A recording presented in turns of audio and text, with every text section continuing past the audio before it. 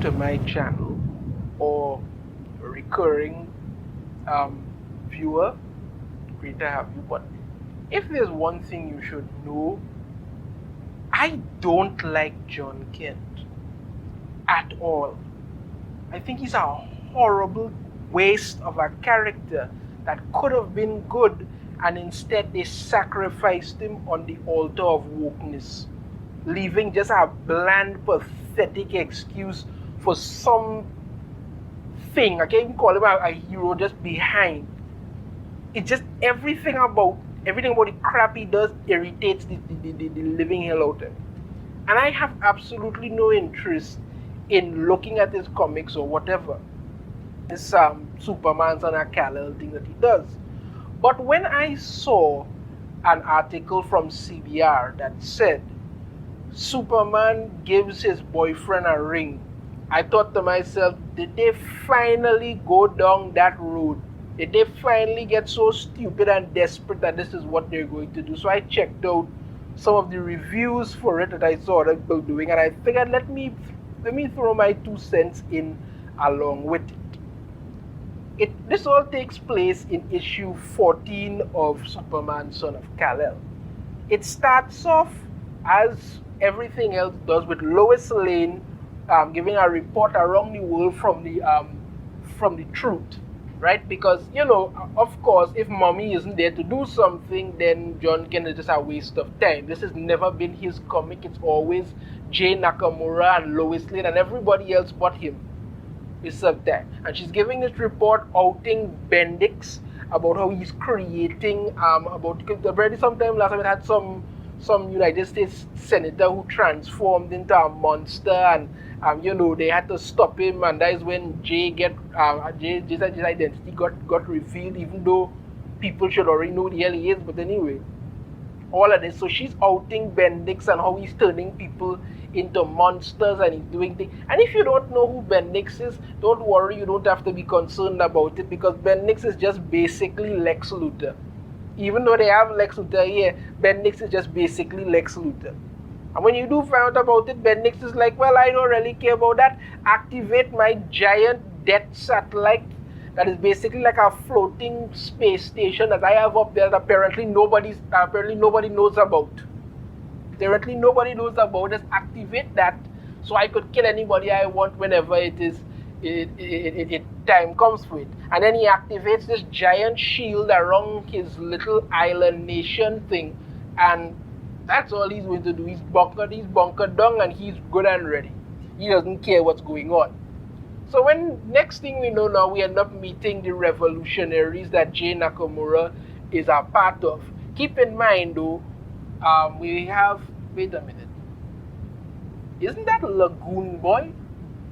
We're calling him Finn, but that's definitely Lagoon Boy. Zebra Man, TNT, all of them. But these are the revolutionaries that Jay Nakamura is a part of. And let's not forget, these people are murderers. They're terrorists and they're murderers. Yes, they're freedom by some kind of way, but they're terrorists and they're murderers. And Jay Nakamura doesn't have a problem with that. And Jon Kent doesn't have a problem with that. Because you have no morals, you have no nothing, you just wishy-washy. These people are actual murderers, and they don't business, and everybody's supposed to be cool with this, because let's work with the killers. That's fine.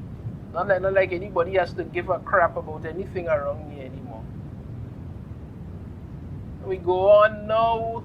We need to find out that the shield is up, and that they try to make a plan to go in. And one of them makes a good point. Superman, woke Superman could get through the shield and all of this, but he's all about Jon Kent is all I don't know what the shield is, and I don't know how attacking it is going to work. You have freaking superpowers. If you put a little bit of elbow grease into your brain cells and analyze the thing, I'm sure you could find a way to get through the shield. Hell, if you vibrate fast enough, you could probably phase through things just like the Flash. Or you could find another entry route somewhere. There are things you can do. But no, he apparently can't get through it because, as usual, it's a waste of freaking space.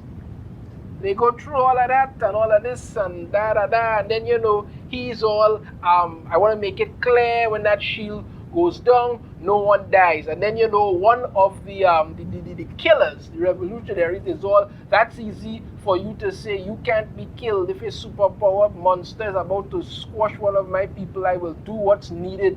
And she's all the big muscular type of the group, and talking about war has casualties and whatnot, and all of this drama that nobody really could give two crap about. And then of course, for some reason, Damian Wayne shows up, or his shadows and stuff. He shows up there, and woke Superman is hugging everybody now because apparently that's his thing, even though he looks goofy as hell doing it. But whatever. And then one person asks the most important question that could be asked about this: where the hell did you even come from? And woke Superman is though he does this, it's infuriating. We're on a submarine.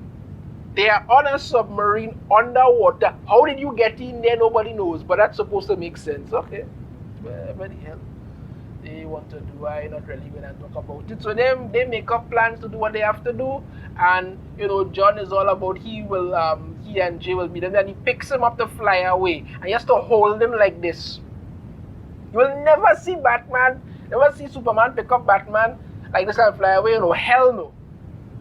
Hell no.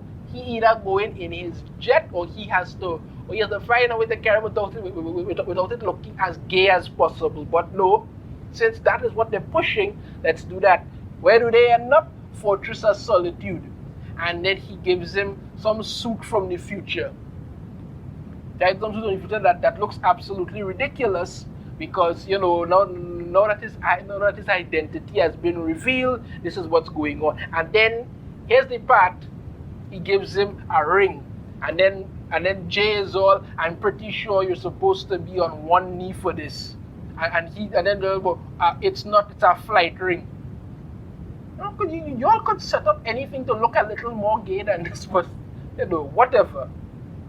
He ain't done yet. That's what he gave him the ring, and they go fly out there to go and do what they want, because Jay could phase through anything, so he will be able to get through the shield. And then here comes the cringe-worthiness of it. Yeah? I'll be fine. You can drop me. It's a long way down. Stop worrying. This was your idea, and we've practiced this part over and over. Yeah, that doesn't sound disgustingly gay at all. And he's Jay, right? You're woke Superman. You're practically programmed to catch people who are falling. Not so good with letting go. It's okay. I'll let go for you. And he phases through him. And look at. I mean, even before look at the way he's holding him as I just say it. Oh God. So he lets go. He phases through the thing, and then you see woke as Jon Kent here. He's away, going through there, and then he's all about all I can do is watch. And all Jay Nakamura does is just phasing through people. All I can do is watch helplessly as he just completely owns the situation. How he owns it, I don't know. Look at his face. Tell me his face doesn't scream, I have the biggest, gayest man crush for you ever. That's what his face is saying. He's literally saying that. This is what they're implying. I mean, the artwork looks terrible on the face. I mean, ever since they decided to gay up Jon Kent, they've changed the way he looks, and it just looks very creepy now. Very, very creepy. Look at this. He gets in, brings down the shield. Then you get to see woke Superman lift the actual submarine. Wow, and then the revolutionaries attack. They do some stuff, hit to kick off, wham bam. That's what you get about it and whatnot. Then next thing you know, woke Superman races in to find Jay, and only to find out that prisoner one is Jay's mother. So they're basically setting up something where you're probably going to have to kill Jay's mother, or Jay going to kill his mother, or some kind of thing going to happen that nobody really cares about, and they might have to look to add a little tension to the ever-growing gay shit, and that's the whole thing about it. This continues to be a train wreck. They throw in two little slap and tickle here and there, but nothing else. This is why this comic continues to fail miserably. The only reason I even bothered to check out the reviews on this was because I saw this the article with this thing and what they were trying to push there with it. It's a waste of time. Nothing ever happens in this thing without them trying to push some kind of gay agenda. That's it. Nothing else. It's an embarrassment to see what they continue to do to themselves. Terrible, just absolutely and utterly terrible. That's all you get. Terribleness left, right, and center with this one. You don't do these things. This is why I keep saying, this is why the book keeps failing. Nobody likes Jon Kent. And you could try and call him Superman all you want. He will never be Superman. Ever. And this is why people are getting sick and tired of this, because all you're trying to push is your own gay agenda without ever trying to make any good stories or anything.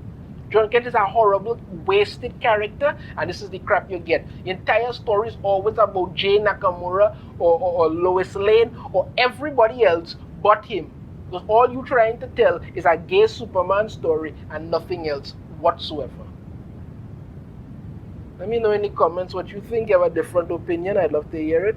If you like the video, be sure to hit that thumbs up. Subscribe if you haven't already. Ring the notification bell. Be notified every time I put out a new video. And I shall see you all next time. Take care.